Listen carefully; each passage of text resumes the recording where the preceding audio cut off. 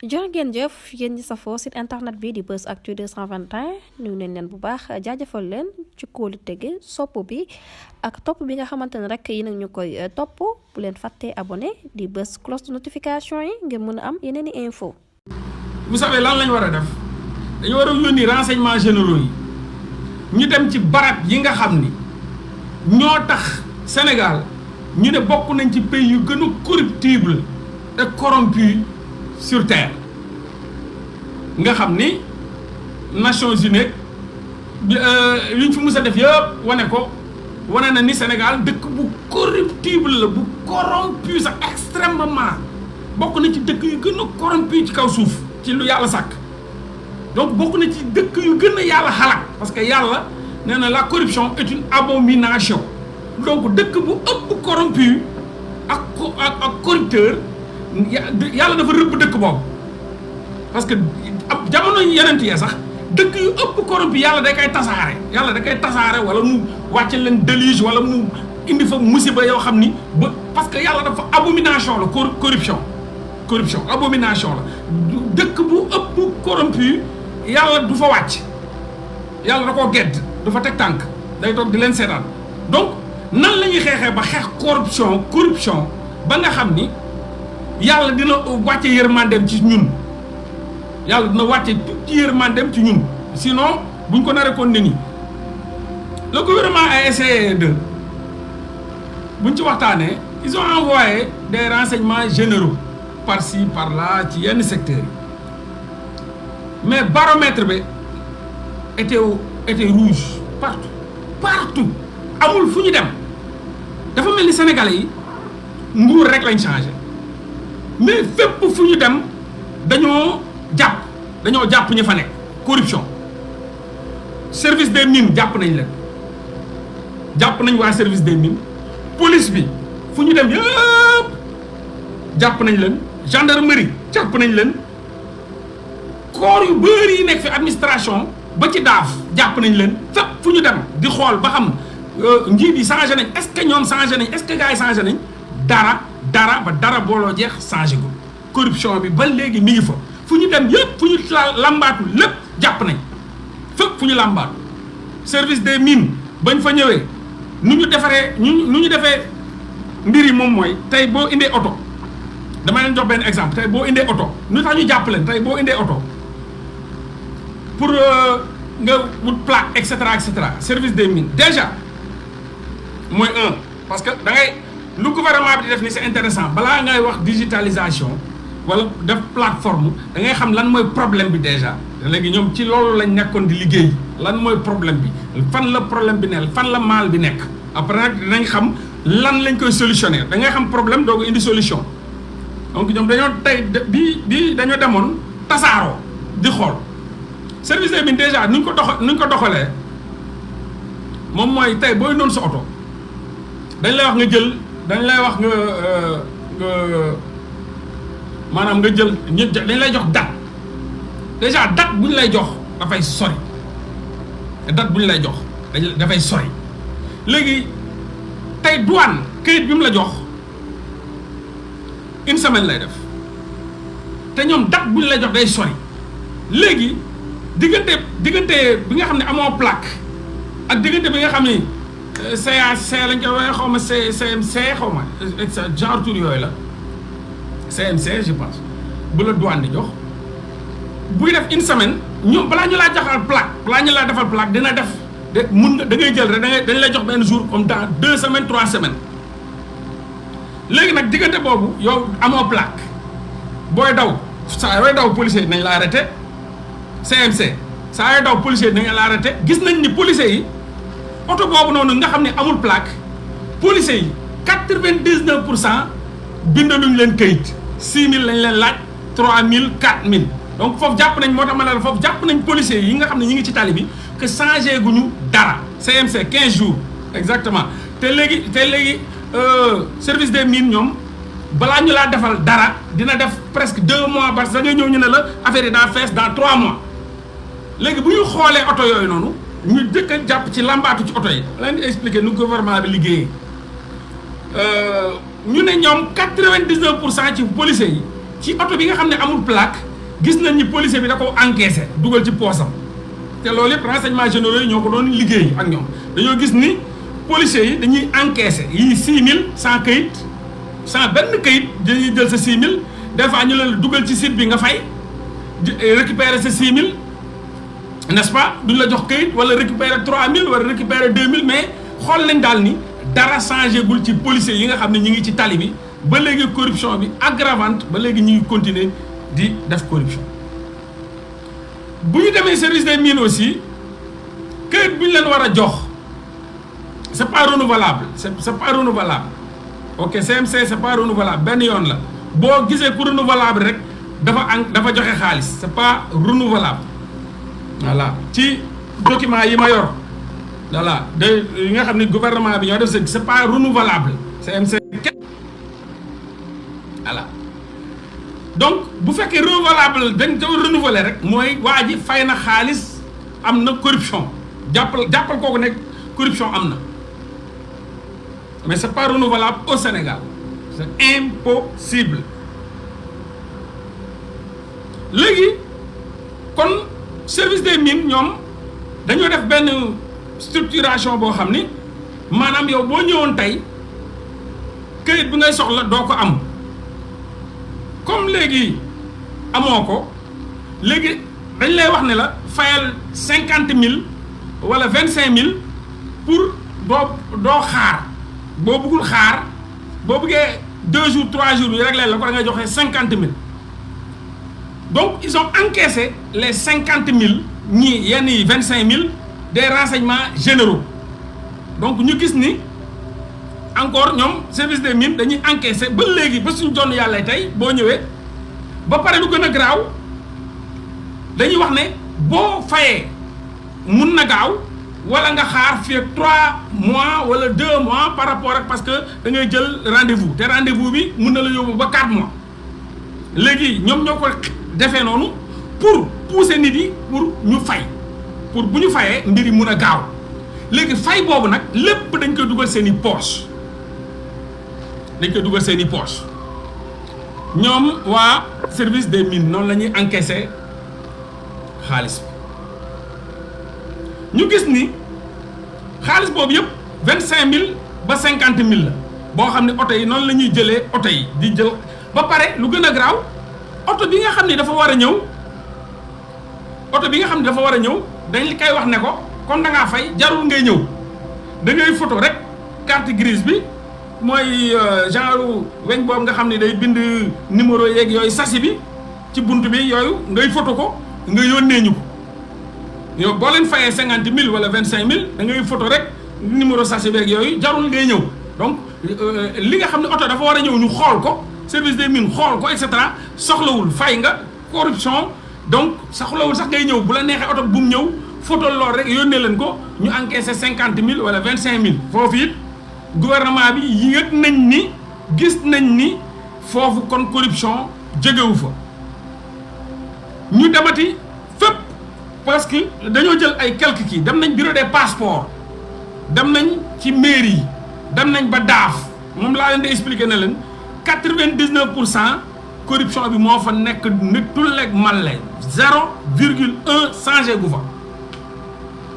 0,1 changé gu fa donc sénégalais yi seen pratique yooyu ñu doon def corruption vol aggravante mensonge et cetera ba léegi dañoo changé Sonko ak Diomaye mais ñoom fas yéene guñu changé gis nañ ni fraude bi tey la gën a waalu gën a aay sàcc gi tey la waalu gën a aay corruption bi tey la waalu gën a aay donc gis nañ ni buñ yenn bureau yi buñ demee ci bureau yi gis nañ ni ba léegi corruption bi banque yi gis nañ ni dara gaawu fa nit mun naa perdre toute une journée ci benn banque pour déposer de l'argent ou récupérer de l'argent dara avancé wul mun nga dugg ci benn banque def fa 24 heures du matin au soir pour déposer sa xaalis wala pour récupérer sa xaalis donc gis nañ tamit mbedd mi gis nañ ba léegi que absolument rien n'a changé sénégalais nañ daan doxalee ca jamonoy Abdou Diouf jamonoy Abdoulaye Wade jamonoy Macky Sall ba suñ jonn yàlla tey gis nañ ni sénégalais yi ci mbedd mi changé guñu 0,1% ci seen i troubles comportementaux ci seen i comportement ci seen i jikko ci seen i jëfin dara absolument dara changé gul ci ñi nga xam ni ñoom ñoo ne dañoo aspirer à un changement radical à un changement de paradigme ou à une rupture générale gis nañ ni ñi ko aspirer ñu koy wax parewuñu pour ce changement là parce que gisuñu benn yoon dara li nga xam ni soppeeku ni ci seen i jikko ak ci seen i jëfin bu ñu defee ñoom tamit seen i investigation gouvernement bi xool ba xam ñii ñu fal est-ce que ñoom sax pare nañ pour ce changement là gis nañu ba léegi ñu ngi ubbi kubéeru canal yi ba léegi ñu ngi ciy def ay mbalit ñu ngi ciy tuur ay mbalit ba léegi ñu ngi sàcc kubéeru canal yi di ko yóbbu di ko jaay ay sénégalais di ko jënd te di xam ne lii kubéeru canal la kubéeru canalisation yi nga xam ne fa la ndox mi di jaar sénégalais bi moo koy sàcc jël beneen sénégalais mu yor saret mu fay ko sénégalais boobu nga xam ne moo yor saret bi saretu mbaam wala saretu fas gis ni kii da ko sàcc la mais moom mu encaissé 500 wala 1000 yóbbul ko ci beneen sénégalais bi nga xam ni moom moo koy jënd pour mun ko def ferraille parce que day diis donc gis nañ ni ba léegi sénégalais buy sàcc bi ak sénégalais bu koy transporter sàcc la moom it ak sénégalais bu koy jënd tamit sàcc la dañoo gis nañ ni kon foofu yëpp sàcc kese la dara changé gu fi amul kenn ku taxaw ne duma la ko yóbbul sàcc nga woo police pour ñu jàpp ko non kooku tamit sàcc la ki nga xam ne moo koy jëndi moom it au lieu mu làqatu dem wooyu police ne am na sàcc bu sàcc kubéeru canal bi nga xam ne fa la ndox mi di jaar déedéet du ko def da koy jël jënd moom it donc loolu yooyu yëpp gars yi gis nañ ni dara absolument rien changé gul ci état des lieux la gouvernement bi nekk li ma leen di wax ni ay état des lieux la lu ñu liggéey jamono ji xool ba xam est-ce que sénégalais yi dinañ leen jàppale réellement ci rupture bu ñu woote est-ce que sénégalais dinañ leen jàppale donc lu bëri suñu doon yàlla te 3 mois yi gars yi dañu def état des lieux du gouvernement sénégalais mais defuñu état des lieux des sénégalais xëy na bëgguñu leen frustré moo tax mais le document est là et je peux vous dire l'état des lieux des sénégalais parce que les sénégalais dañoo jugé seeni gouvernants en moins de 3 mois les 100 jours de Diomaye mais les 100 jours des sénégalais loolu tamit dafa war a ñëw mooy live bi les 100 jours des sénégalais ñii ñi ngi critiquer ñii ne baax na ñii ne bon ñi ngi doog a tàmbale mais kenn deful les 100 jours des sénégalais est-ce que les 100 jours benn sénégalais changé na ci ay comportement am est-ce que ci 100 jours yi sénégalais yi bàyyi nañ corruption est-ce que bureau yi corruption mi ngi fay am ba léegi est-ce que banques yi est-ce que hôpitaux yi est-ce que ji comportement yi changé nañ est-ce que jikko yi changé nañ est-ce que jëfin yi changé nañ et cetera ils ont vu que dara absolument dara changé wul donc les 100 jours des citoyens sénégalais la corruption ba léegi aggravante l'indiscipline tactico-technique bu fees dell indiscipline rawande gu mat sëkk ci mbedd mi ci tali yi ci bureau yi laxisme bi et cetera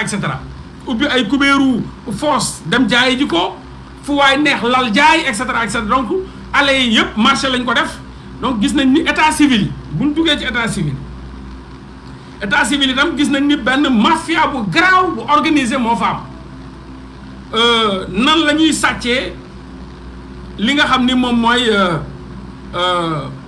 këyitu sénégalais yi di ko jaay état civil yi ba ci daaf ba ci aéroport bureau des passeports fichier national d'identité bi buñ ko saytooyee gis nañ ni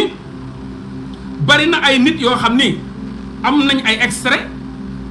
nekk ay xale di jàng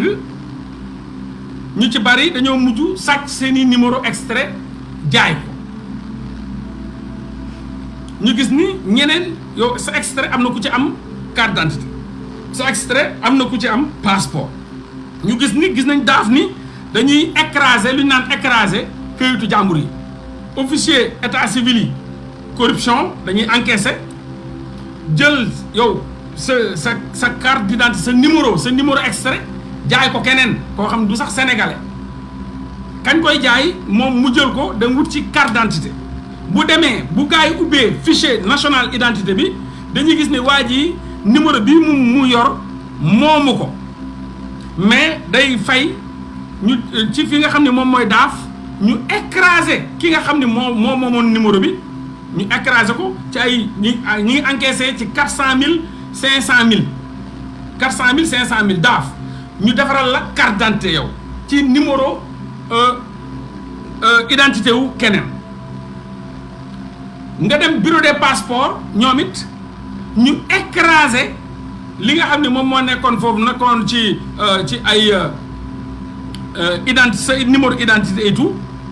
ñu écraser ko bu ñu ko écraser defal keneen ci sa numéro carte d'identité wala passeport donc ñu gis ni ci officier état civil yi lay tàmbale dem daaf ñu écraser numéro bi defal ci keneen carte d'identité mu jóge daaf dem bureau des passeports ñu écraser waat encore ki nga xam ne moom moo ko moom complètement defar ci keneen passeport loolu bari na ñi ci interpellé bari na aussi ñi nga xam ni defal nañ leen ay interview ñu wax nu ñu sàccee seen identité ni ñu sàccee seen identité ni ñu ko usurpé dinaa teg après des vidéos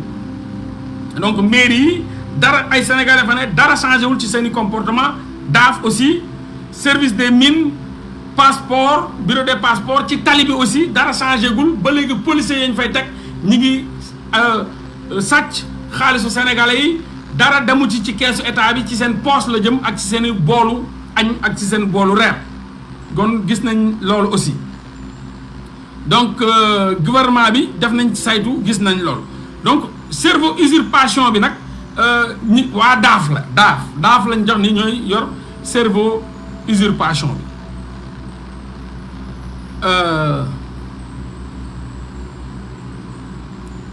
fi nga xam ni aussi mooy marchand ambulant yi gis nañ ni Sénégal yëpp n'est-ce pas fépp lañ samp ay mbaar fépp lañ lal di jaay léegi le problème mooy dañuy wax gouvernement bi ne marchand ambulant yi nañ leen caser est-ce que c'est au gouvernement de caser les marchands ambulants? Non. Il y a nullement benn dëkk ci kaw suuf buy wut politique pour caser ay marchands ambulants amul États-Unis amul France amul Japon amul Canada amul Australie c'est pas au gouvernement de caser des marchands ambulants xam nga lan la am moom le gouvernement mu déguerpir leen Sénégal rek ngay dégg ñu naan bu ñu leen déguerpir nañ leen caser non c'est pas au gouvernement de caser benn marchand ambulant États-Unis ñoo ëpp alal foofu musuñu caser ay marchand ambulant fu ñu leen fekk rajaxe leen fu ñu leen fekk nangu seen i bagage takk leen ba ñu dëgër dugal leen ci kaso yi wala amende leen parce que amuñu benn droit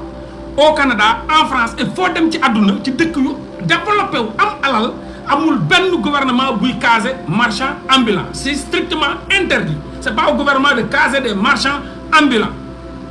lu ñu def loi accepté wu ko démocratie accepté wu ko dara accepté wu ko donc lu jaarul yoon la loo xam ne dañ la war a amende dañ la war a jàpp dañ la war a amende dañu war a nangu say bagage mais amul fenn ci kaw suuf fu ñuy caser ay marchands ambulants ça n'existe nulle part parce que tali bi la rue mitoyenne wala tali bi wala fu mu mën a doon ñu bokk ko amoo benn droit di fa samp amoo benn droit di lal amoo benn droit di fa teg sa mbaar amoo ci benn droit donc da ngaa violer loi buñ la fa fekkee déjjati la bu la loi fayee wala loi nan dalay caser daa tooñ parce que loi amul droit wàcc loi donc ki nga xam ne amul droit lal fa di jaay wala samp fa mbaaram ëllëg nga déjjati ko ba pare bu ko wut foo koy caser bu boobaa anarchie ngay créer ku nekk mun naa ñëw ne la caser ma ku neex ñëw ne la caser ma bu boobaa nag loolu yow yaa koy njëkk a def ci kaw suuf yow yaay njëkk a daaj déjjati ay marchands ambulants di leen caser bu dee Amérique la ëpp alal foofu te defuñu ko munuñu ko France mënu ko defu ko feneen fa dëkk yëpp am na ay marchands ambulants yëpp lu ngeen gis mooy dañ leen di dàqe ay moto ay oto jàpp leen nangu luñu kii yóbbu leen justice fay loo leen ay amende donc Sénégal amul benn droit loi mayu ko gouvernement jël maanaam di déguerpir ay marchands ambulants ba pare di leen casser ça n'existe nulle part amul existé wu banditisme la léegi nag loolu moo tax ñu dem ba fu waay neex lal jaay boo ko waxee mu ne dama ci dàq dépense buñ demee ci dàq dépense mais sàcc bi day dàq dépense mais agresseur bi day dàq dépense bu fekkee dàqum dépense mooy lay nañ bàyyi dëkk bi ku mu neex sàcc bi day dàq dépense sàcc bi bu la sàccee mais da koy jaay ji da koy jox jabaram wala jox ko kii mu dépense day dàq dépense agresseur bii la agressé nangu sa téléphone da koy jaay bu ko jaayee da koy dem jox yaay wala papa wala ay doom day dàqi dépense kon bu ñu duggee ci dàqum dépense qui est très émotionnel ay mbirum émotion la c'est pas la raison c'est l'émotion qui est nègre dàqum dépense foofu boo fa duggee lépp day loyal bandi bi day dàq dépense sàcc bi day dàq dépense criminel bi day dàq dépense parce que daf la rey pour nangu li nga yor agresseur bi day dàq dépense et cetera donc dàqum dépense moom yaakaar naa ne boo fa duggee rek lépp day dàqum dépense mu baax wala mu bon mais lu bon moom bon na ak noo ci dàqee dépense bon na c'est strictement interdit donc wax yooyu nga xam ni jóg na ci fii ci Sénégal ñu naan ay nañ leen caser nañ leen recaser du dëgg du yoon kenn amul droit recaser leen loi accepté wul lu ñuy def droit accepté wul lu ñuy def code pénal accepté wul lu ñuy def donc kenn amul droit di leen caser boo ci duggee léppay ñëw tamit ne leen caser leen ma jeunesse bii di taxawaalu ci mbedd yi dina ñëw ne caser leen ma footballeur bi nga xam ni amul équipe te di football wut ay godaasam ñëw ne la casé ma parce que maa ngi football boobu ba léegi aw ma équipe léegi wutal ma équipe ku nekk menuisier métallique bi nga xam ne day liggéey bay bëgg a dee amul day ñëw ne la ok man am naa projet casé ma parce que menuisier métallique la da ngay casé comme da ngay casé boo demee bay casé marchand ambulant nga casé ma man nga casé ma donc footballeur bi tamit da nga koy casé wutal ko équipe keneen ku nekk ñëw nga casé ko kii chômeur bi dinaa ni ataaya ñëw ne la casé ma parce que jàng naa aw ma dara maa ngi nii taxaw casé ma parce que da ngaa casé marchand ambulant kon suba man tam damay génn doon marchand ambulant même bu ma gëmul sax dinaa dem jënd ñaari caaf ak ñetti màdd taxaw ci kii bi di jaay wala benn tiset di jaay pour ñu casé ma day facile boobu ñëpp dañuy ñëw nag doon marchand ambulant pour ñu casé leen nga yàq réew ma nag donc loolu du dëgg du yoon kenn mënu ko layal ci dëkk yu gën a développé ëpp alal ci àdduna marchand ambulant de loi da ko rëbb da ko dàq fu mu ko fekk dàqe leen jàpp leen nangu seen i bagage amande leen donc du Sénégal la ñuy dëggal loi bi wala sax naan leen dañ leen di caser gouvernement amul droit caser benn marchand ambulant bu koy def rek wàcc na yoon bu koy def rek dugg ci loo xam ni du ci gaaw a génn parce que bu boobaa ñëpp ay ñëw doon marchand ambulant ne la fay ma yow tamit donc ça n'existe nulle part léegi gars yi bu ñu defee ñoom état des lieux ci sénégalais yi le gouvernement sénégalais gis na ni sénégalais yi la quasi totalité jóguñu pour soppeeku coppite googu jógooguñ ci pour coppite gi parce que ay sénégalais la ñuy jiite da nga nit nag boo ko bëggee jiite mu jiital la nga jiite ko yaakaar naa ne da ngeen di bokk bëgg-bëgg da ngeen di bokk direction mais bu fekkee moom it daf leen bëgg a yóbbu fii te yéen bëggu leen dem foofu fee ngeen bëgg a dem bu boobaa xëccoo bi day bëri te bu gouvernement bi di gas peuple bi di suul bu boobaa pënd bay bëri rek mais dara du fa am donc il faut que sénégalais yi wone un peu d'amour de patriotisme ci seen réew ko bëgg nañ mu changer loolu nag gouvernement bi gisagu ko benn yoon suicide individuel boobu pour une résurrection collective gouvernement bi nee nañ gisaguñ ko ci sénégalais yi corruption bi dara soppeekugul fu ñu la doon corrompre démb ak bërki démb ba léegi ñu ngi la fay corrompre fu ñu la doon triandé démb ak bërki démb ba léegi ñu ngi lay fay triandé muy ci tali yi muy ci bureau yi muy ci administration bi muy ci banque yi te laxisme bi ak yeexaay bi muy ci comportement wu sénégalais yi muy ci seen jikko yi nangu ñu changé muy ci seen jëfin yi ba léegi c'est la même chose donc fépp fu ñu laal dañuy gis ni fa doon metti démb ak bërki démb ba léegi mi ngi metti te na sénégalais yi doon comporté woo ba léegi changé guñ ci dara léegi nag c'est au gouvernement après bu ñu jëlee assemblée nationale ni ñu nar a fas yéene jëflanteeg yéen pour ngeen mun a changer te loolu nag ma leen koy annoncé dina metti parce que lii ñu def nii dañ doon xool est-ce que yéen pare ngeen pour changer mais ni ñuy gisee ni ngeen di doxalee nii xam nañ ni xeex dina bëri de dinañ rëkkante ay ndigg yu saf-saf réew mi di ngeen ci dégg ay tul ba ngeen tiit parce que lii loolu da ngay diagnostiquer la maladie xam ni maladie bi c'est sénégalais maladie bi Sénégal la c'est sénégalais yi ñooy maladie wu Sénégal donc ñii comme jóg nañ changé nañ nguur te ñoom changé guñu ñii policiers yii di sàcc di arrêté nit yi di nangu seen xaalis te duñ ko yóbbu ci keesu état bi ñooñu ay rëkk ndigg yu saf moo leen di bàyyi loolu ñuy def sénégalais yii tamit nga xam ni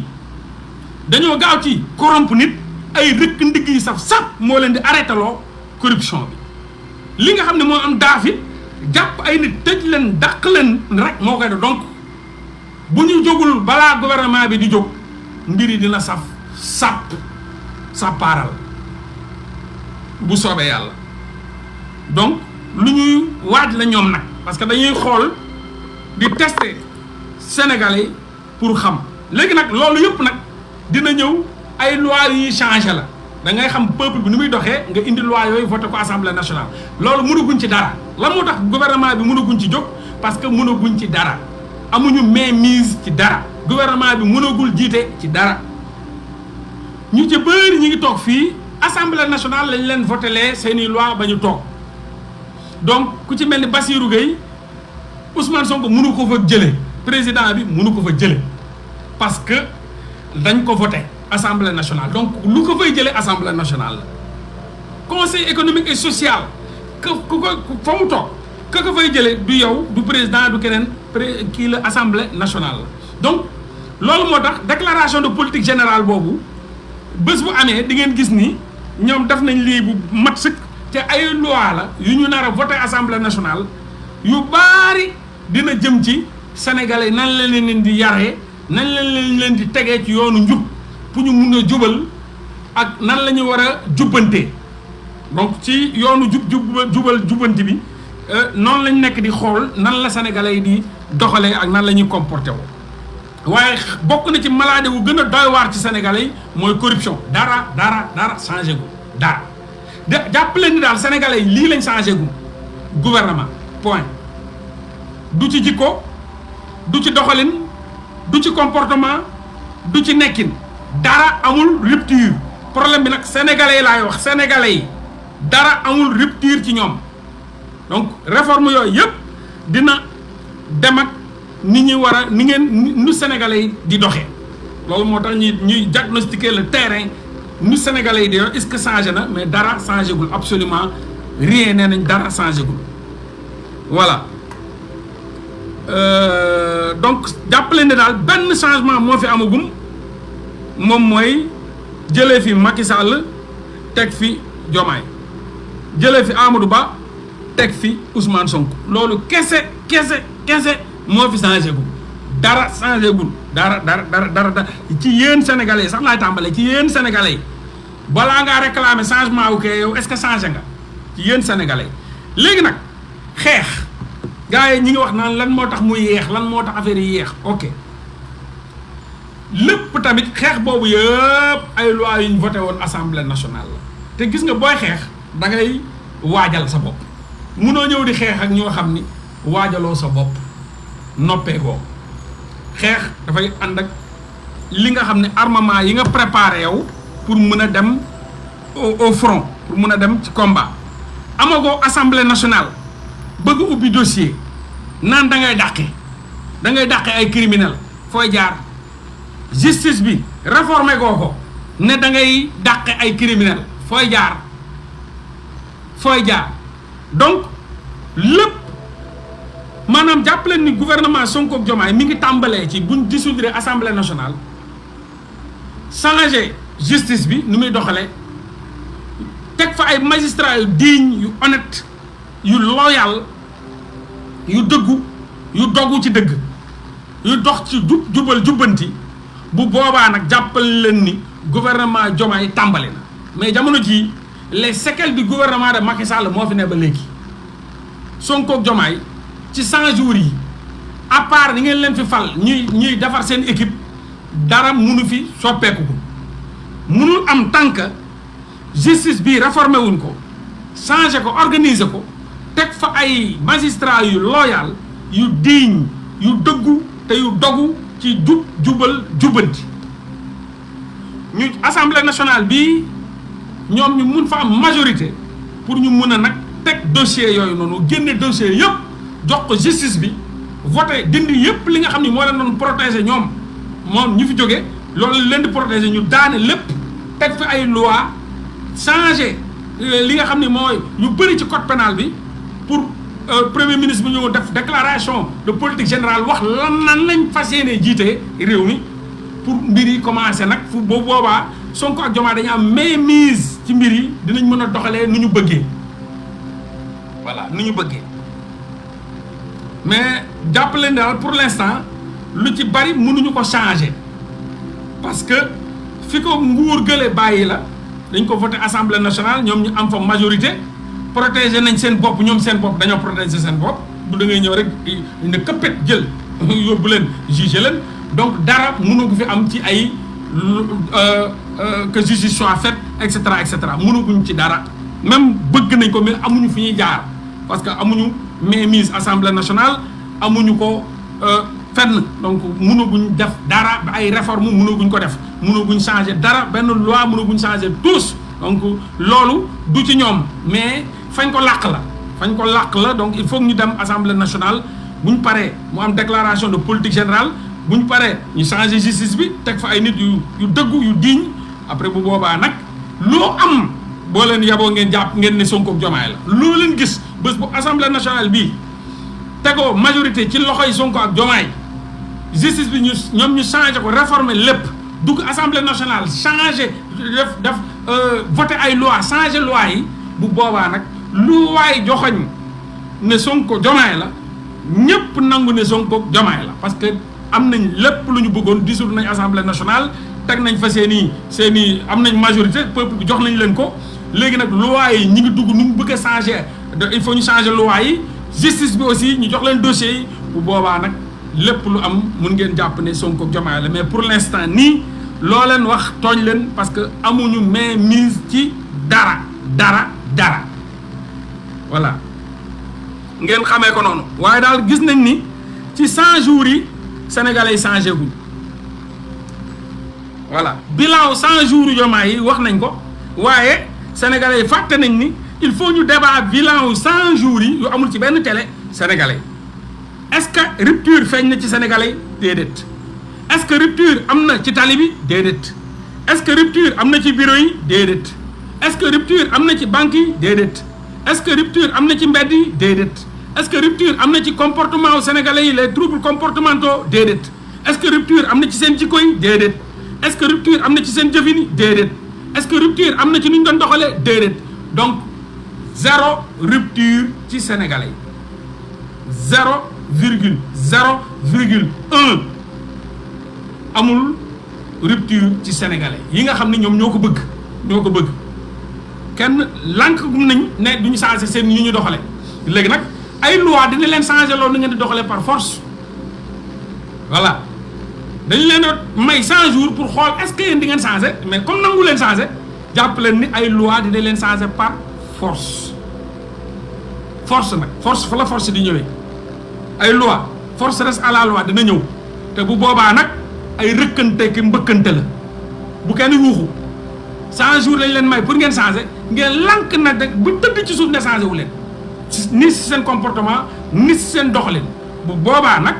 assemblée nationale dinañ teg yi loi yoo xam ni ci yéen lay dal incha allah di ngeen fàttewuñu leen tamit na ngeen ko waajal bu baax a baax changel ci nii rek mbaa ci ne mais changement day am moom yéen a woote rupture kon waajal leen xam ni ñu doon lekk ceebu jën léegi nee nañ rupture ceebu jën bi nag dañ cee sonn léegi salade de fruits lañ bëgg di añee wala soosu spaghetti ak salade donc na ngeen waajal gàll ceeb bi te xam ni ceeb bi jeex na léegi nag comme rupture ngeen woote di ngeen arrêté lekk ceeb bi di ngeen arrêté lekk ceeb bi ak nu yéen a wax ne bëggatu leen ceeb bi yéen a wax ni seen yaram yëpp ceeb la da ngeen a bëri bëri di ngeen arrêté ceeb bi ci A wala ci B di ngeen ko arrêté na ngeen ko waajal munu leen ne da ngeen di jëlee fii ceeb bi ba pare fu ñu leen fekk bu ñu leen bettee yëpp yéen a ngi dànk ceeb bi ba léegi da ngeen ko arrêté di ngeen ko arrêté ci nii mbaa ci ne kon nag na ngeen waajal yuuxu yi na ngeen waajal yuuxu yi metti yoo xam ni di ngeen defaru ci par force doole mbaam bàyyi nañ leen 100 jours ngeen lànk ne doo leen defaru amul kenn ci yéen ko defaru ni ngeen di doxalee rek ngeen di doxalee ba léegi ba nit Macky Sall ba léegi rupture ci yéen lay tàmbalee balaa dem ci yeneen benn rupture moo fi am mooy Macky Sall ngeen fi jëlee teg fi Sonko ak Diomaye point tous changé wu fi tous xool leen ko ci yéen ku ci changé sa comportement kan la ci yéen kenn voilà fu waay neex dal lal jaay daaj ay table ci allées yi partout ñu leen di dëgër piir ñu naan non ba kenn dëgër piir non dañuy kon émotion bi ba léegi mi ngi ci yéen bu kenn dëgër piir nañ leen wutal fuñ kaasew waxi kesew la Amérique wutalul benn marchand ambulant fu mu kaasew waxi naxasa xandang la xandang waxu ku màndi la waxu ku màndi tat moo gën di la wax loolu waxu ku màndikat kese mooy gën na leen marchand ambulant nañ ko jëlee ko foofu nañ ko kaase waxu màndikat la waxu drogué waxu ku taatami tàng la naan ba taat yi tàng di waxi dof yi kese américain du la wax loolu australien du la wax loolu japonais du la wax loolu coréen du la wax loolu canadien du la wax loolu waxi dof la waxi naxasa xandang donc état civil yi gouvernement bi ginnaaw bu mu gisee bureau yi ba léegi corruption nga fay am gis ni administration ba léegi mi ngi corruption wax naa leen ko daaf administration bi la impôt et domaine administration bi la service des mines administration bi la état bi mairie yeeg et cetera yooyu presque dafa laal administration bi bureau des passeports kon gis nañ ni dara changé gul donc sénégalais yi décidé gu ñu changé mais dinañ changé ci nii mbaa ci nee dañuy dem ci ñi ñu am dañoo usurper seen carte d'identité yi ñu xool. tey nag ñi ngi ñëw ak yéen di saytu benn rapport boo xam ni waa ANSD ñoom ñoo ko def muy kuréel bu bànqaasoo ci gouvernement bi di saytu wàllu lim ak askan wi nu mu toll ak ni mu tëddee ñu génne nag benn rapport boo xam ni ci seen biir conclusion yi am na luñ ci wax loo xam ni képp ku ko dégg di nga taf say nopp ndax waroo gi mu waroo ak dëgg. ANSD nee nañ bi ñu recensé population Sénégal lii di ay doxandéem muy ay étrangers yi nekk ci biir réew mi nee nañ ñi ngi toll ci 207 791 yaakaar naa ni xale yi gën a ndaw ci réew mi boo leen ko waxoon ñu taf seen gémmiñ ci biir étranger yooyu ñu ne 83 830 mooy guinéens yi 31 789 mooy maliens yi Sénégal ñun ñëpp xam nañ li fi ne ñoo ngi leen di delloo benn ci témoignage représentant guinéens yi nekk Sénégal nga xam ni ñoom ci seen bopp xayma nañ seen bopp ci diggante 3,5 millions ak 4 millions de Guinéens au Sénégal am na ci kenn ci ñoom sax ku wax ni Sénégal mooy 4e région de la Guinée ma delloo leen tamit ci ñoom Guinéens yi bindu gi ñu bindu ci seen fichier électoral ci ambassade toll na daanaka ci 2 millions ba 2 millions 500 boutique yi nga xam ni ñoom ñoo ko yor biñ ko xaymaa Sénégal mi ngi toll ci 1 million dans 90% ñoom ñoo ko yor boo jàppee ni benn boutique bu ci nekk ci ñoom kenn nga ca presque 900 000 personnes la sans compter ñeneen ñi nga xam ne ñi ngi yëngu ci beneen secteur. kon lii ANSD wax c'est une honte et c'est une gifle à la population sénégalaise inacceptable. moo tax jàpp nañ ni toutes les conclusions yi nga xam ni moom moo nekk ci son rapport boobu c'est des conclusions qui sont fausses, erronées et qui ne méritent aucune attention de la part du gouvernement et de l'État du Sénégal. Au contraire, askan wi dañ leen a yóbbu foofu di leen fay jox leen moyen yu doy pour ñu defal ñu ay études ñu génne ñu lii. Il est de la responsabilité de l'État de voir lan moo fa xew ak lan moo tax une telle ineptie ñu di ko servir aux Sénégalais. ñun nag jàpp nañ ni Sénégal il y a des forces internes soutenues par l'extérieur qui cherchent à modifier les rapports géopolitiques et démographiques yi nekk ci réew mi ngir bëgg a teg seen loxo réew mi. yàlla nag dimbale nañu ci élection yi passé ñu mucc ci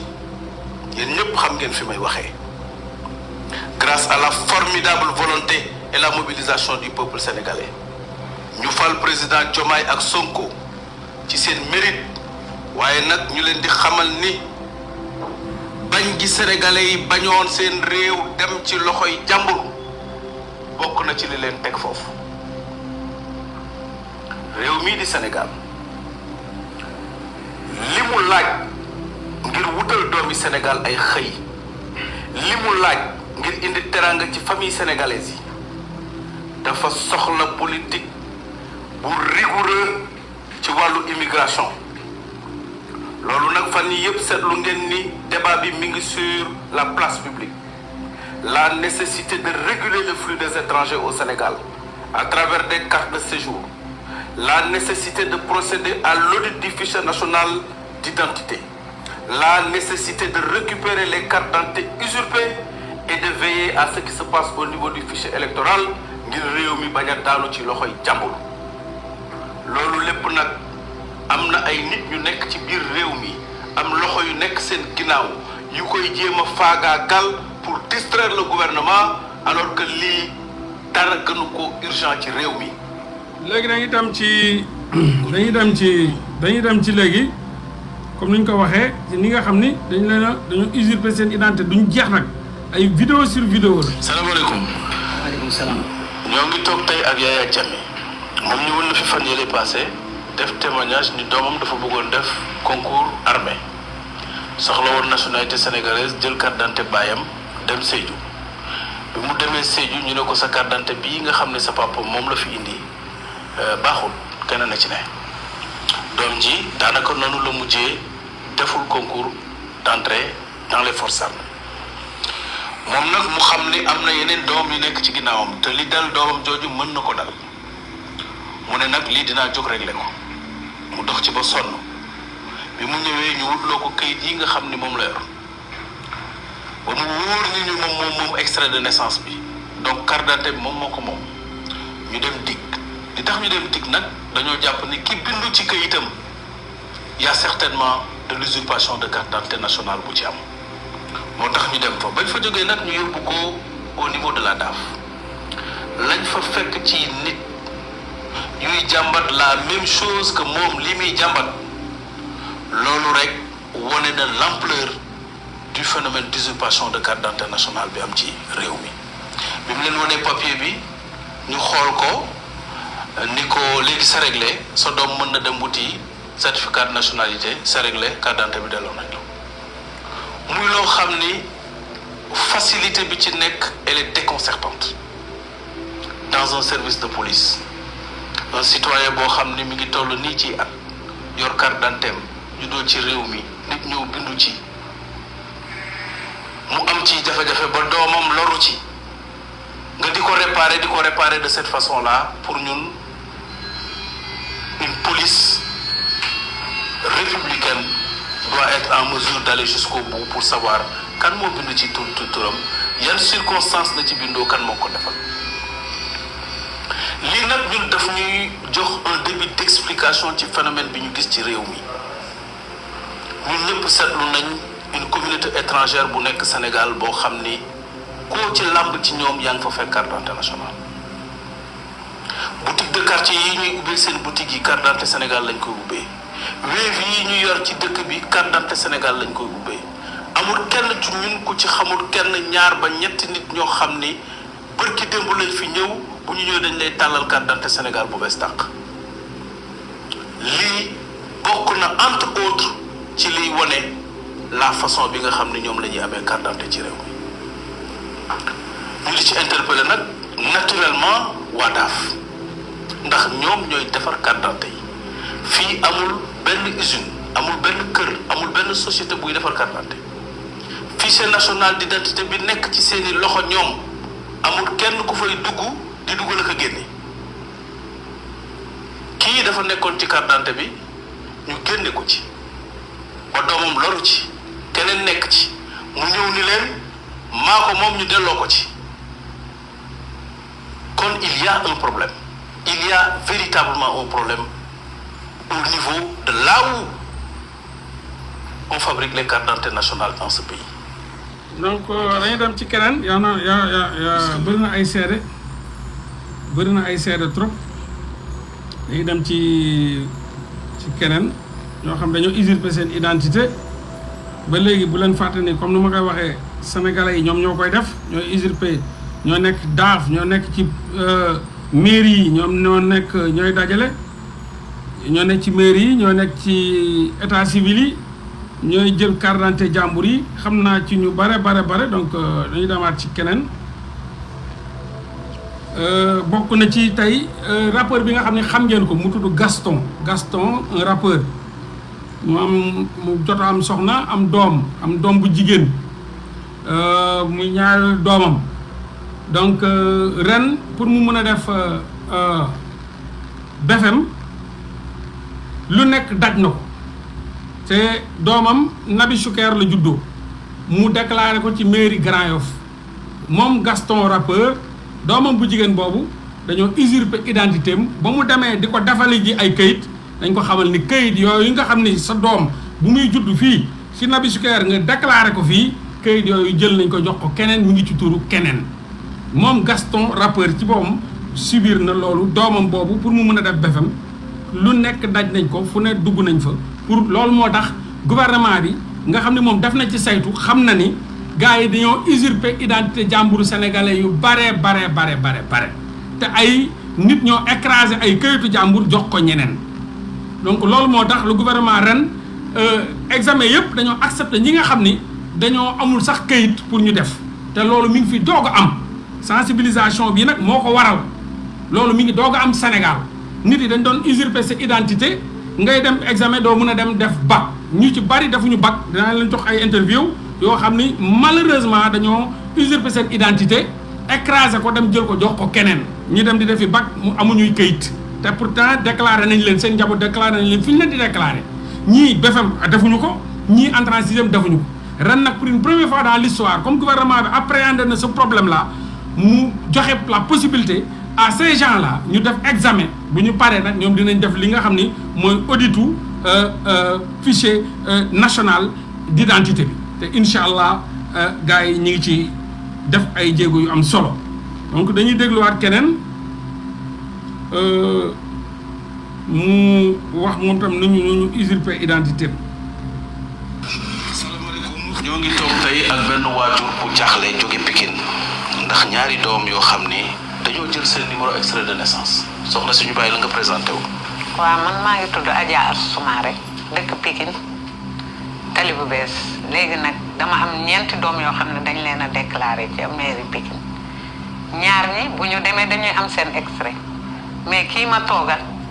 muy mami depuis 2008 mënatul a fexe ba am extrait de naissance su yóbboo ancien extrait ñu ne ko keneen a ci ne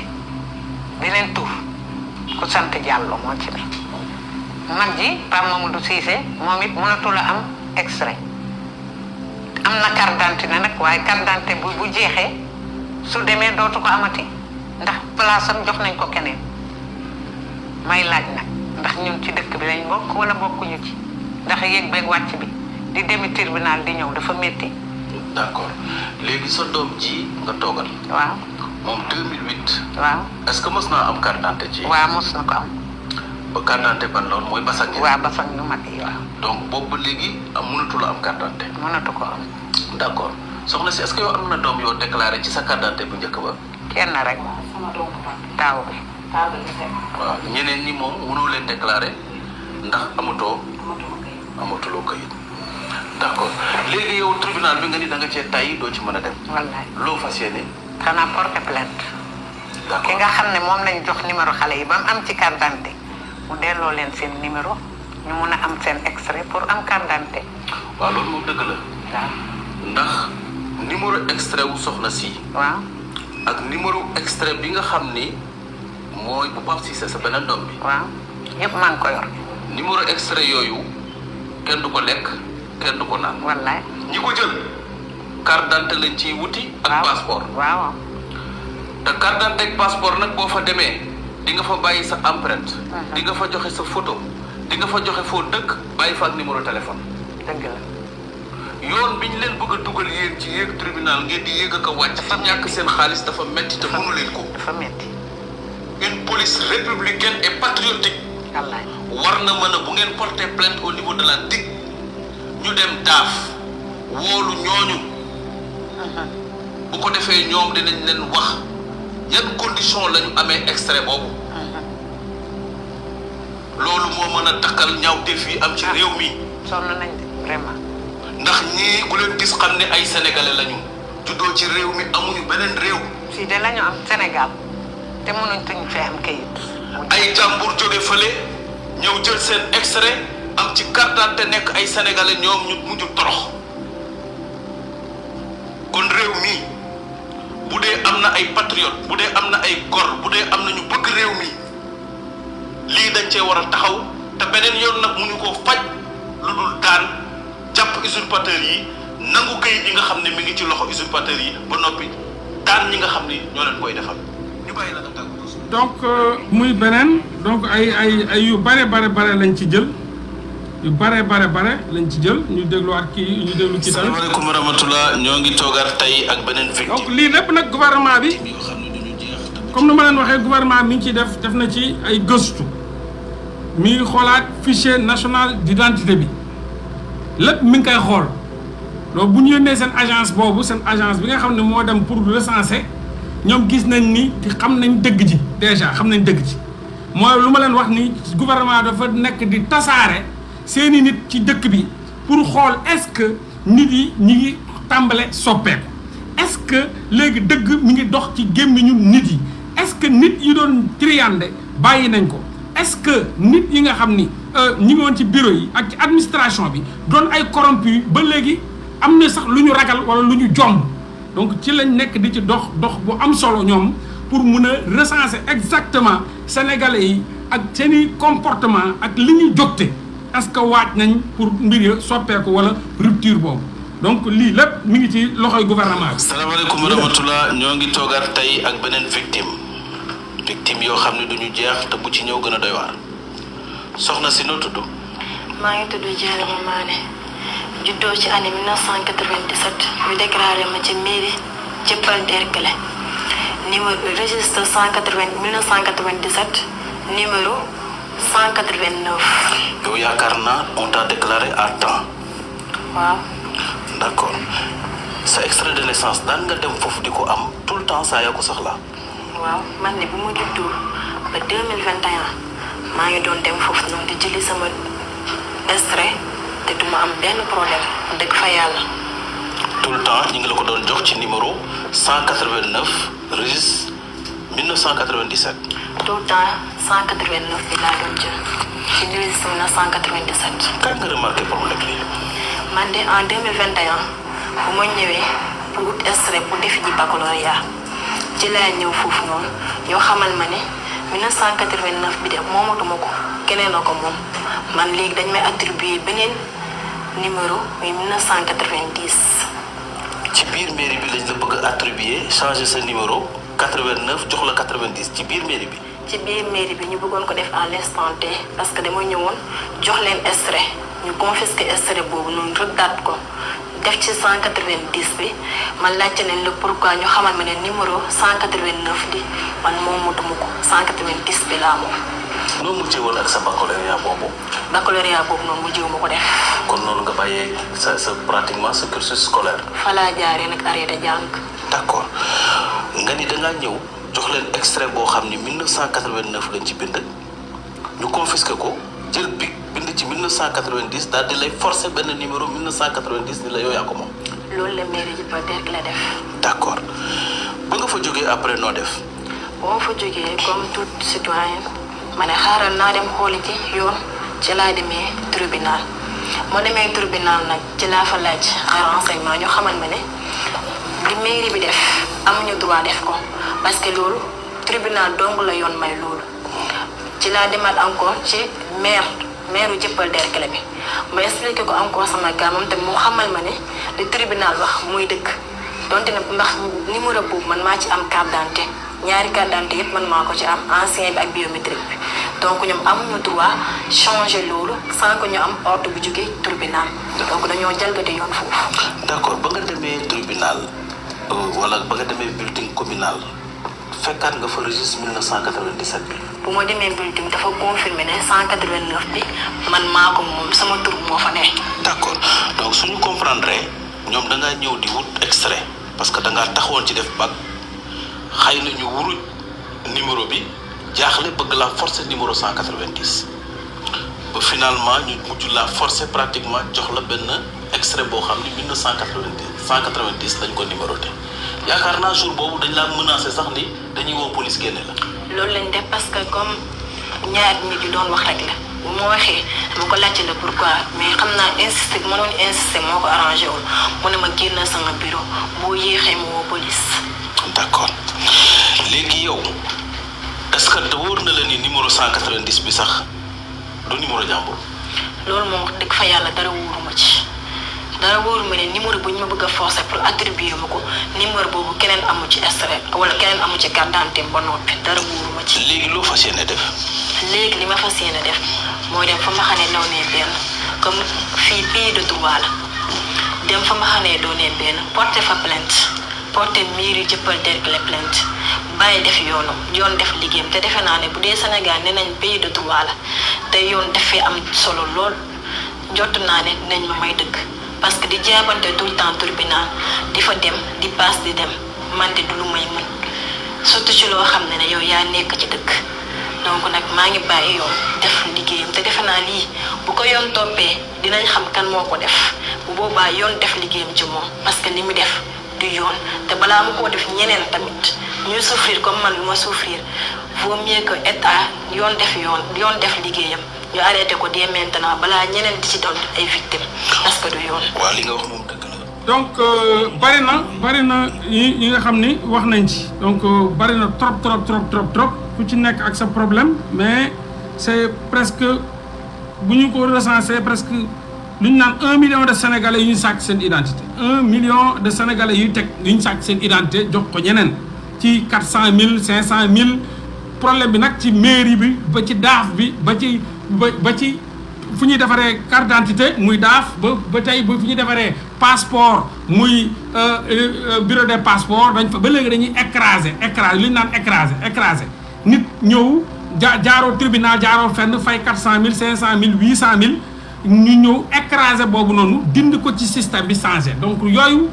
gouvernement bi bu mu saytoo xam na ni ba léegi dara soppeekuwul ci nañ doon doxalee démb ak bërki démb ba léegi mi ngi am Sénégal ba léegi nit yi ñi ngi doxalee noonu ba léegi ci usurper ay identité jàmbur ci encaisser xaalis et cetera donc voilà mun nañu xool keneen je pense parce que bari nañ fi trop ñu ma yor donc pour vous dire encore y a ay am na bu Binta Camara xam naa peut-être maa dindi fichier bi am na Binta Camara moom it mi ngi doon wax am na Binta Camara am na bu kii donc je vais voir parce que damay bëri sama portable bi dama koy effacer quoi mais pour wan leen ne daal gouvernement bi lii lépp am na ko jot na ko xam na ko am na ko jot na ko xam na ko recensé li recensement yi yëpp xam na ko kii pareil même chose moom mi ngi nii moom lii moo ne woon carte d'identité am extrême am ma ngi nii moom it dañoo jaay gis nga lii mooy extrême lii moo ne woon carte d'identité am lii moo ne woon extrême ba mu demee pour déposer dañ ko xamal ne ko beneen turu keneen moo ci nekk donc mi ngi nii amoon na ci carte d'identité mooy carte d'identité kii amoon na ci carte d'identité il a été déclaré kii extrême la donc à la limite bu mu demaatee carte d'identité bu mu jeexee ba mu demaatee dañ ko xamal ne ko affaire ba moom écrasé nañ moom it këyitam jël jox ko keneen donc voilà muy li nga xam ne wax naa leen ne gouvernement bi yëg na ko parce que moo tax ren nit ku nekk mun naa def examen te duñ la toppee ay këyit duñ la wax ne la amoo extrait wala amoo tel donc parce que xam nañ ni xam nañ problème bi incha allah je pense bien que dinañ ci jóg waaw dinañ ci jóg.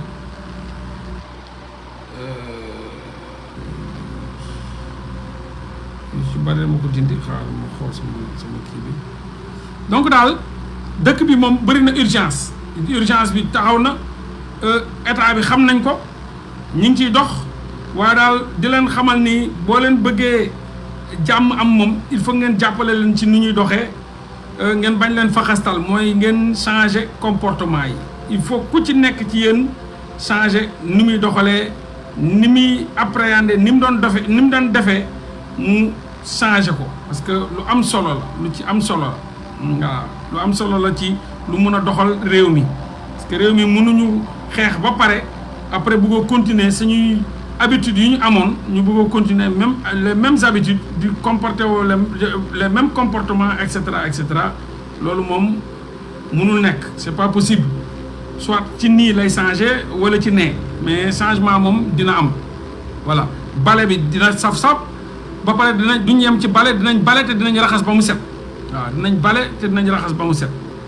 malheureusement je cherchais les vidéos c'était important de wane vidéo yi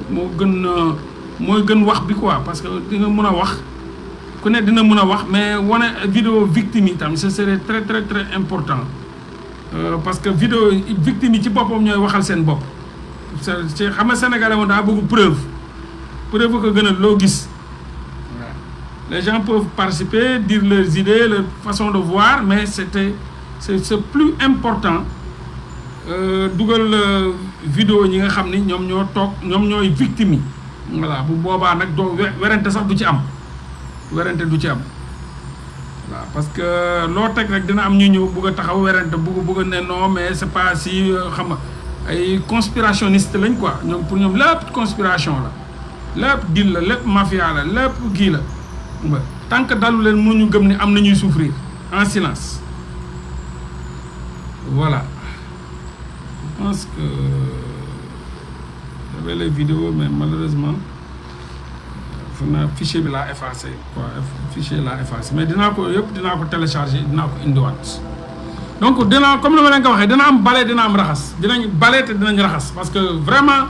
réew mi projet de société moo koy doxal te projet de société bii mayul benn marge de manœuvre yàqkat projet de société bii nga xam ne Sonko ak Diomaye ñoo ko waajal pour jox ko askanu Sénégal amul benn yàqkat yi duñu am benn possibilité pour mun a développer seen yàq wala ñi nga xam ne noonu askan wi lañ wala ñi nga xam ne yàqkat lañ dinañ am benn possibilité pour développer ko loolu moom dinaa leen ko xamal moo tax ce serait très très très intéressant di ngeen bu ñu defee déclaration de politique générale di ngeen dégg projet de société bi nga xam ni Sonko moo ko nar a présenté à l'Assemblée nationale bi nga xam Sénégal yëpp dinañ ko déglu en direct di ngeen gis benn projet de société boo xam ni vraiment du may possibilité yàqkat wala noonu askan pour mu émerger wu ba mun a yàq lu bari wala def ay dégâts yu énormissime loolu moom ngeen jàpp ko voilà te tamit neexalul tamit ay nit duñ neexal ay nit maanaam ay nit yoo xam ni dañuy taxaw di menacer ab gouvernement lii ngeen di def boo leen ñu defalul lii ñu duñ leen defalal lee ay loolu moom da fiy jeex waaw loolu moom da fiy jeex loolu moom na leen leer ay nappaate menacer waate di chantage gouvernement lii ngay def boo deful lii man dama lay kii coincé fii wala dama lay nangam non tant que man li may def arrangé na askan wala askan lay amal njëriñ bu la neexee bu dee yow yàlla nga tawali bulet ragaluma la tiituma la parce que li may def bu fekkee ni sotti na askan lay amal njëriñ mais li may def bu fekkee ni bu sottee yenn doomu nit yi rek lay amal njëriñ mais amalul njëriñ askan loolu lépp dina fi jóge donc ñooñu moom lenn rek lañ am moom mooy ay menaces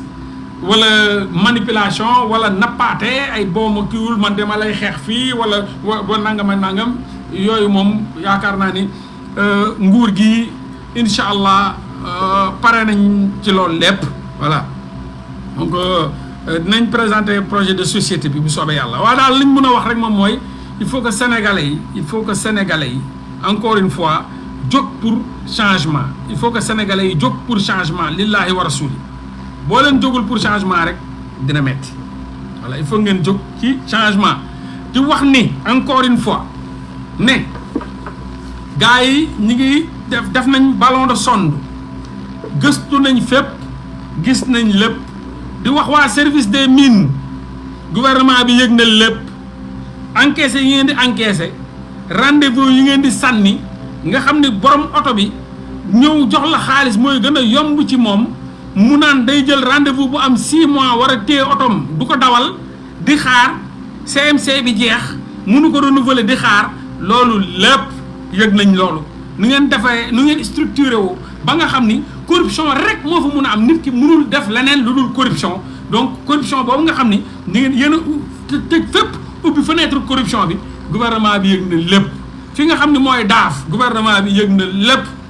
yónnee nañ leen ay nit gars yi yoo xam ni corrompe nañ leen ci lépp ci façon bu ne yow gouvernement bi yëg na lépp état civil yi gouvernement bi yëg na lépp passeport bureau de gouvernement bi yëg na lépp officier état civil gouvernement bi yëg na lépp ci mbedd yeeg partout gis nañ ni rupture amagu fa donc incha allah yaakaar naa ne bu ñu gars yi dissoudre assemblée nationale defi ay élection ba teg justice bi bu boobaa nag di ngeen gis ay réformes yu am solo di ngeen gis rupture yi ngeen di woowee rupture keroog ngeen koy tàmbalee di gis bu soobee yàlla waaye daal jàpp leen ni amul benn côté bu dara changé li fi newoon démb ak tey ni Sénégalais doon comporté woo ba léegi ba suñ jonn yàlla tey moom la ñuy comporté woo partout voilà. Non, je pense que c'est tout à fait vrai. Élection yi loolu après bu élection yi ñëwee am na ku may interpeller c'est tout à fait vrai man ba concept boobu laa yor ba léegi principe boobu laa yor que tu disais que dans tes anciens lives voilà tu disais que dans un pays développé ou éveillé on ne donne pas la majorité au gouvernement et c'est tout à fait vrai c'est tout à fait vrai incha allah te noonu lay demee bu soobee yàlla y aura gouvernement bi ni nga xam ne moom lañ fas yéenee xeexee pour assemblée nationale bu ñu dissoudre assemblée nationale dinañ def ay live yoo xam ni ci loolu la ñuy éveiller sénégalais duñ leen wax ne jël leen jox majorité ñële déedéet assemblée nationale dañ ko bëgg a def ñetti pàcc dañ koy def pouvoir neutre et opposition dañuy jox pouvoir neutre ay neutre yoo xam ni Sénégal rek leen yitteel rek la ñuy xeexal moo leen ñor ñu def balance boo xam ni neutre yi ñooy maye ñooy may pouvoir di may opposition te neutre yi peuple kese parti yóbbu leen fa peuple moo leen di votel peuple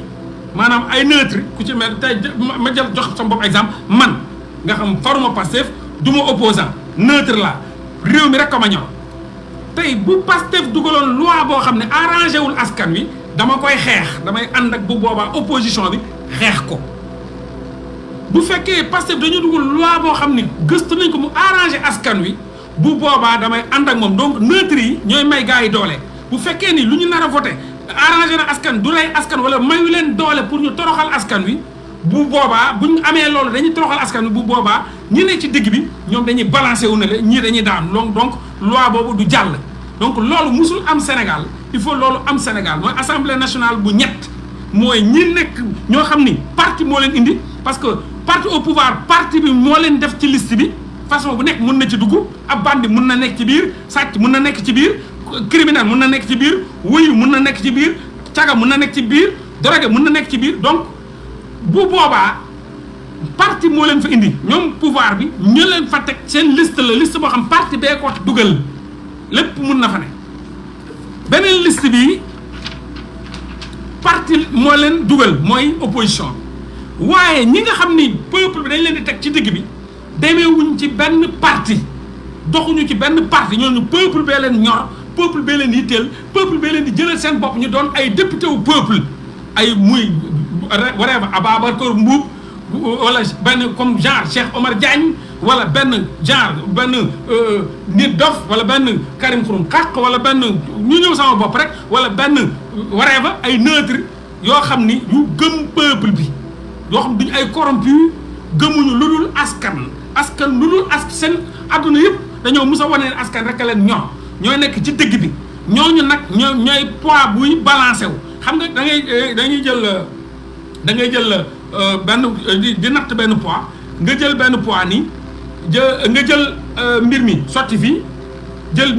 da ngay jël benn poids bu ndaw nii teg ko pour mu mën a balancé wu n'est-ce pas donc loolu moom mooy ñi nekk ci digg bi du ñu may parti au pouvoir bi 90% waaye dañu may opposition bi tamit néewal dañuy jël ñi nekk ci digg bi nga xam ni ay nit yu bëgg askan lañ ñu askan ñor ñuy intérêt askan kese yitteel te ñu jiital ñooñu ñoo fas yéene dox gauche wala fas yéene dox droite pour mun a maanaam loi bi mun a jàll loolu dañoo ñaan yàlla mu sotti ci ren ñu bañ a jël sañu yaakaar yëpp xëpp ko ci ay parti politique parce que liste yi da nga ciy gis lu ne liste Sénégal noonu la mus a doxee liste boo ci gis ay nit yoo xam ne lañ fay dugal yoo xam ni seen parti moo leen yitteel te ñooñu bu ñu ñëwee lu seen parti wax votel du ñu voté le non lu seen parti wax rek la ñuy def même bu seen parti nar a rey askan seen yoon naw ci même bu seen parti ñoom nar a voté loi boo xam ni dañuy toroxal askan wi wala da leen di may doole seen yoon naw dañuy voté parce que loi parti moo leen fa dugal parti Sénégal 90% des députés peuple falu leen seen parti leen fal seen liste moo leen fal parce que sénégalais liste la ñuy voté liste Ousmane Sonko ñu voté liste Ousmane Sonko fekk am na ay bandi am na ñu yoreel askan am na ñu mus a yore ay fonds Sénégal sàcc ko et cetera donc Sénégal voté la guñ député yi ñu wax naan ay député peuple lañ musuñu doon député peuple député parti politique la moo tax parti politique yooyu nga xam ne ñoo leen fa teg saa yu waxtu jotee ñu war a voté parti politique bi la ñuy àndal donc gis kenn ku ci génn ne sama parti li ñu nar a voté danger la pour peuple bi lank leen doo ko gis donc député parti la ñu yore yuñ ay député peuple ndeem peuple bee leen di fal mais duñu ay député peuple député parti lañ député liste parti politique lañ donc il faut Sénégal nag léegi créer ay député yoo xam ni du ay liste parti politique ñoo leen fa indi waaye ay député neutre lañ ay député peuple lañ yu taxaw xeex pour peuple bi taxaw xeex intérêt peuple bi rek ñor leen ñi nga xam ne ñëpp dañ leen di ràññee comme ay député peuple pour le peuple et par le peuple donc loolu il faut ñu toll foofu voilà bu ñu toll foofu noonu léegi loolu bu boobaa day am balance bu boobaa da ngay peuple bi danañ gis seen bopp ci biir peuple bi dinañ sentir seen bopp léegi biir assemblée nationale parce que dafa am ñoo xam ni du doon benn majorité écrasante majorité wala benn majorité mécanique n'est-ce pas mais day doon loo xam ni tey jii bu fekkee 120 députés la wala 100% la nga jox 46 partis au pouvoir wala nga jox 36 partis au pouvoir jox opposition 12 la ca des nga def ko neutre yi du ñu am seen pouvoir ñoom fal opposition du am pouvoir fal parce que amul majorité même ñi nga xam ne ñoo nekk ci gouvernement bi doo leen jox 100% tant que ñi nga xam ni ñoom ñoo nekk ci digg bi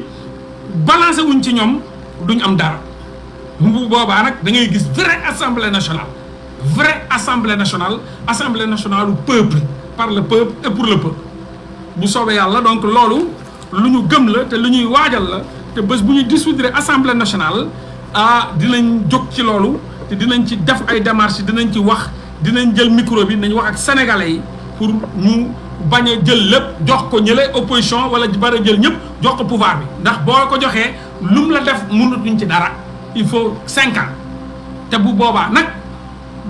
dañ cee dund yu mel noonu dund ci yu mel noonu dund ci ay wor ay fen ay et cetera ba nga xam dañoo sonn léegi nag ku ndóobin rey samaam foo séenee lu ñuul taw voilà foo séenee lu ñuul taw waaw duñ jël lépp xëpp ko kenn toog duñ ko def buñ ko def de bu la ko kenn jaral kenn jaral bul jël lépp jox ko kenn saa yu amee rek da ngay gis doole commencé feeñ changement yi commencé am ak et cetera donc voilà je pense que gars yi fii la ñuy yem ak yéen dinañ gën a ñëw nag ci affaire def ko live spécial ci vol ak usurpation d'identité ci dinañ gën a dajale parce que dama am ay fichiers yoo xam ne mënul ubbeeku yu bari yu ma dajale yoo xam ne mënul ubbeeku mais dinaa ci ñëw def ci live spécial voilà dinaa ci ñëw def ci live spécial bu soobee yàlla am na keneen mi ngi nii. keneen a ngi nii parce que dama ci yoraloon lu bari kii Coro Thiam la tudd ñu déglu ko après ñu dem. salaamaaleykum ñoo ngi toog ak Coro Thiam ñu bàyyi ko mu wax jafe-jafe bi ko fi indi. salaamaaleykum wa rahmatulah maa ngi nuyu ñëpp di ziare ñëpp man nag maa ngi tudd Coro Thiam am naa 61 ans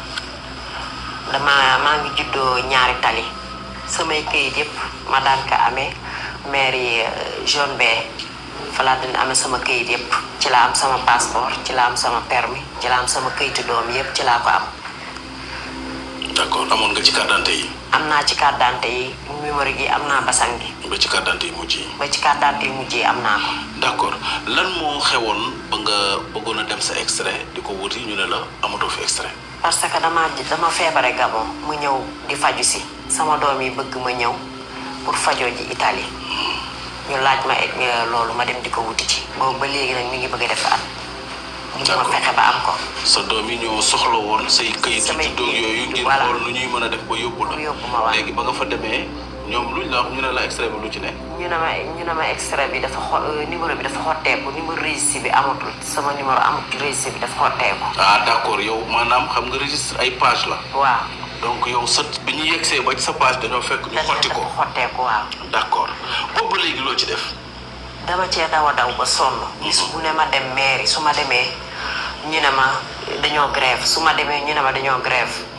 vraiment man loolu jaaxal na ma trop. d'accord jot nga cee dem tribunal. dem naa si tribunal. luñ la wax. bi ma yeggee dañ ma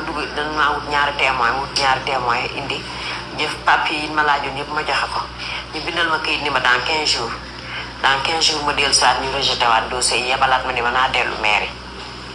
d'accord ñaari témoins yooyu en général bu ñu koy wutloo nit. souvent dañuy bëgg nga changer numéro de registre. bu ma ko changer nag dana nekk problème bu rëy parce que sama waa kër yi seen kayit day yàqu te du ñu xam ne man maa leen jur parce que sama numéro bi ci laa déclaré sama doom yëpp ci lañu am kayit ñu ngi liggéey. d'accord léegi yow lan nga jàpp ni mooy solution ci pour yow. man de solution bi daal dama bëgg rek jot samay papier. waaw léegi man bañu ma ci ba def porter plainte pare naa. def sama plainte ndax ma jot samay papier parce que bugguma ko changer. d'accord waaw parce que loolu li tax mu mën a nekk c'est-à-dire ki jël sa numéro de registre. waaw ndax mënuñu comprendre. waaw yow sa page ñu ñëw fekk fa ñeneen ñu xotti googu di leen. donc am na koo xam ni moom la ñu jox sa numéro registre. am na ku ñu jox sama numéro registre. waaw ki ñu ko jox nag kooku wóor na ma ni wuti na ci carte d'identité. voilà. waaw kon yow boo porté plainte yóbbu sa extrait ñu xam sa numéro registre ak sa carte d'identité. waaw normalement bu ñu demee daaf. dina kooku bàyyi na fa photo. waaw bàyyi na fa empreinte. te am na numéro téléphone. waaw donc kon bu ñëwee toog waa daaf def enquête. waaw police def enquête. yaakaar naa ni di nga war a mën a gis. dinaa war a gën a gaaw. voilà dinaa war a mën a gis bunt pour mën a jotaat samay papier. donc voilà am na sax kon am na si live bi nee na moom sama carte d'identité y a quelqu'un qui a un permis de conduire avec voilà il y a 5 mois j'arrive pas à déposer j'ai déjà suivi donc mi ngi ci am na Momo Junior moom nee na quarantaine bu mu demee di defi passe permis dañ ko xamal ni am na ko yor yëfam ñu déglu keneen aussi. sëñ Abdou na nga def. présenté wul ci Sénégalais yi. man la Abdou Seck maa ngi dëkk Rufisque Santhiaba précisément. d'accord da nga amoon problème mu carte d'identité. dégg naa defe naa 2016 nga tàmbali déposer carte d'identité nettaluñu ko. waaw depuis 2016 avant may bàyyi jàng daanaka sax li tax ma bàyyi jàng si la bokk ndax ba ma demee ba sama niveau examen dañ maa laaj pièce d'identité aw ma ko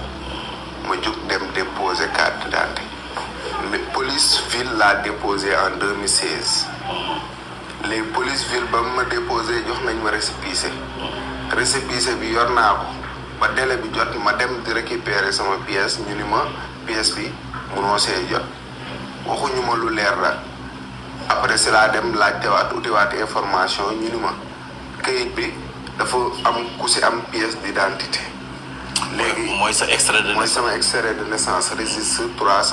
355. d'accord léegi ñu ni ma donc damay dem utiwaat copie littorale ak lettre de confirmation bu wane ni man maa moom këyit bi. d'accord léegi yaakaar naa di bi nga ci dayoo ba sonn amuloo ci solution 2023 nga déposé waat. en 2023 laa defaat sama deuxième dépôt. foo déposé woon bi ba. police buy murit. xanaa da nga yaakaaroon ni boo demee ci beneen police bi. damaa yaakaaroon su ma changé dépôt rek dina am pièce. dina am pièce waaw. ma dem fekk boobu dem nga ci mairie bi ñu joxaat la sa extrait bi. joxaat nañ ma document yi ma soxla yëpp. nga ñëw déposé ko police. ma ñëwaat dem police buy murit déposé waat. ñu waxaat la même chose. waxaat ma la même chose. d'accord ma carte d'identité bi sa numéro bii nii am na ku si am carte d'identité réeral amaat. d'accord kon donc am na si 2 fois pièce. yaakaar naa sa bàjjen da laa bëggoon a yóbbu tugal yaag sa benn frère sa frère bi sax dem na. frère dem na am si sama beneen place bi tamit dem na moom ak sœuram léegi ñu ngi liggéey. kon yow looloo la teree dem. looloo ma yaaxal moo ma teree dem. d'accord léegi bi nga ñëwee ci ñun wutloo nañ la li nga xam ni mooy attester lépp que ni yow yaa moom këyit boobu ñu lay wax ne daa am koo ko bokkal yóbbu nañ la dig jaar nañ ci yoon bi ñuy jaar dem nañ daaf bi ñu demee daaf tey nettali sa bopp luñ fa jëlee. waaw ba ma demee dépôt bi ma defoon en 2023 moo nekk nii. waaw moom laa yóbbu foofu noonu. ak sa extrait. ak sama extrait domicile lettre de confirmation. d'accord ñu xoolal ma ka ni ma dépôt bi ma déposé 2023 dinaa si jot lundi prochain. d'accord donc ñoom fi mu ne nii bi nga indee kayit yooyu yëpp. waaw xam nañ ni léegi yaa ko moom ko sax récépissé bi kese lañ utilisé. d'accord nee na dinañ la delloo sa carte. dinañ ma delloo sama pièce. waaw lundi prochain ma dem fi ma déposé woon ma jëlaat ko foofu. li nga fa fekk ci nit nu ñu toll. li ma fa fekk bëri nañ lool ñoo xamante ni ñoom ñëpp benn problème lañ am. mooy comme problème man bi ma am. d'accord maanaam problème boo xamante ni dañuy def dépôt seen carte d'identité mënul génn. boo dee tënk fi mu nekk nii yow sa carte d'identité tey jii boo ko jotee ban yëg nga ci am. aw ma si fierté mën naa ni daanaka ndax li ma yaaxal amaana mooy lu ma wax li ma yaaxal mooy moo may gën a li may defaral mais amuma si benn fierté ndax boobu ba léegi mënuma si topp di daw loo xamante ni fii laa dëkk fii laa juddoo fii laa yoroo waroon naa ko ba mu juddoo ñu may dawloo gauche droite kon mënuma see bëgg. waaw loolu moom dëgg la. waaw naa ko téye rek ma xam ni man citoyen sénégalais laa. d'accord loolu rek doy na ma si. d'accord léegi yow leneen tamit ki nga xam ne fukki at ci tey mi ngi téye sa carte d'identité moom loolu la ci wax. waxuñu ma dara loo xamante ni si personne bi sax xaw ma ko te waroon nañ ko oo ma toog ñu wax ba mu leer ñu xamal que ni këyit bii nii moom moomu ko moom étranger la dëkkul si dëkk bi kon waroon këyitu dëkk bi waroon nañ xool nu ñu réglé ba état civil yi dootuñu amati benn problème kenn ku fa am këyit rek boo demee nga jot si directement boo li nga bëgg nga def ka si waaw. waaye yow da ngaa baax rek waaye waruñu woon toog sax di wax ak moom li yoon wax moom dafa am ay dommages yu mu def ci yow dafa dugg ci loo xam ni usurpation da cee nekk corruption nekk usage de faux nekk ci maslaa googu ngay def lu day ni police warata maslaa ak moom dañ ko war a woo teg ko daan yi nga xam ne moom moo ci war ki ko defalit ñu dem ci ko bu xam kan la daal di koy teg daan yi nga xam ni war ci moom jàpp nañ ni ci fi réew mi toll ak fi usurpation toll citoyen waratul a dugal extrait di ñaan ñu naan ko dafa am koo bokkal la police doit s'autosaisir parce que ñaari nit condition yi ñu mën a bokk ay extrait soit erreur lay doon loolu lu néew la li ci ëpp usurpation la donc ils doivent s'autosaisir faire une enquête pour que lii mën a dakk ci réew mi kon jërëjëf. donc voilà du jeex nag du jeex j'en ai plein yoo xam ni ci lii la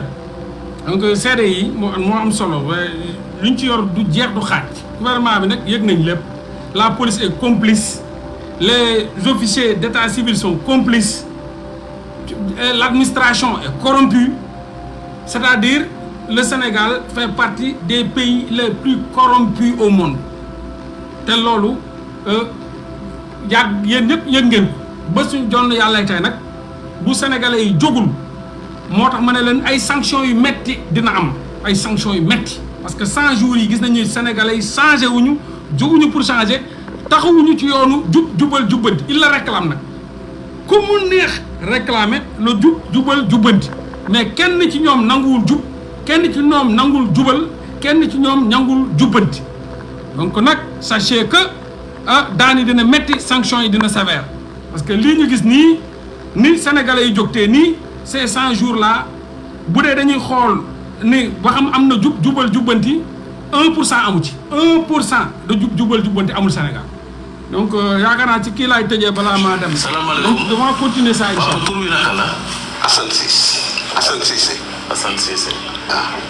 waaw Assane Cissé lu doon sa jafe-jafe bëgg a ñëw seet si. sama jafe-jafe mooy sama doom dafa dem Espagne. bi mu demee Espagne na si gaal yi yàlla dafa yegg. identité mu jël ko doon yemoon passeport. d'accord moom dafa dugg ci gaal yi. waaw dem Espagne. waaw. daal di jël carte d'identité ngir wut passeport ca Espagne. waaw fan la yóbbu carte d'identité bi ci ambassade yóbbu si ambassade bi. waaw léegi lu fa xew. léegi ba mu yóbbu si ambassade bi ñu vérifié ni dentité bi dafa am beneen nit bu si am dentité. d'accord kon carte d'identité ba mu fa joxee. waaw dañ ni ko dafa am keneen ku ci am. dentité ku ci am dentité. fii Sénégal. d'accord moom nu mu toogee actuellement en Espagne. man mii nag maay papaam. maa ngi tudd Assane Cissé. sama doom mu ngi tudd Assane Cissé. d'accord parce que papu yaayam. bi mu gaañoo laa ko tuddee turu Assane Cissé Assane Cissé boobu nag nijaay la si man. d'accord mais man mii de papaam Assane Cissé laa tudd. baax na waaw. léegi moom nekkinam foofu fi mu nekk nii nekkinam ci Espagne moom naka la mel. manu nekk na métti na parce que mënul liggéey mënu am benn kayit identité bi xam ne yàlla def na waajur si identité si kaw identité. d'accord waaw métti na nag waaw. léegi yow bi loolu amee moom da nga ko wutali ay kayitam yaakaar naa ci mairie bi ban mairie nga demoon pour wutal ko. maire yi laa dem ba bu Bambilor. bu Bambilor. waaw. est-ce que jot nañ laa jox kayitam. kayitam am naa kayitam yëpp. yuy wane ni moom moo ko moom. waaw. d'accord kon suñu comprendre moom amul jafe-jafe kayitu extrait. waaw problème mu carte d'identité la. am na ku jël carte d'identité am. numéro am. waaw malgré le fait que ni extrait bi moom moo ko moom. moom yëpp numéro am nag la ñuy jëlaat encore numéro am mooy am problème. foofu daaf feeñ na fa foofu daaf. carte d'identité daaf la. numéro am duggee. dama le trop profond. léegi yow lan nga fas yéene. donc foofu da ngay gis ni daaf moo tax mënoo ne mairie bi kese affaire bi bande de malfaiteurs la bu organisé mairie bi daaf mooy defar carte d'identité ba ci bureau des passeports nga xam ne am na lu ñu woowee écrasé ab këyit écrasé du jamais vu donc bande de malfaiteurs la bu organisé bu tàmbalee ci mairie ci administration di dem dugg daaf fii defar carte d'identité yi dem ba ci biir fépp mooy extrait après extrait carte d'identité passeport yëpp corruption aggravante bu doy waar et Dieu n'aime pas la corruption Dieu n'aime pas le désordre tant que lii mi ngi am ci dëkk boobu dinañ aspirer à un changement duñ ko musa am dinañ aspirer à une rupture duñ ko musa am parce que vraiment day une corruption fléau la boo xam ne day sévir ci toutes les sociétés bi yëpp indépendamment de leur religion de leur système politique et cetera donc muy police ba ak partout donc lii dinañ ci def bu soobee yàlla yeneen live bu soobee yàlla donc dinañ ci gën a ñëw parce que dajale nañ ci lu ci bari dinañ ko def bu soobee yàlla mais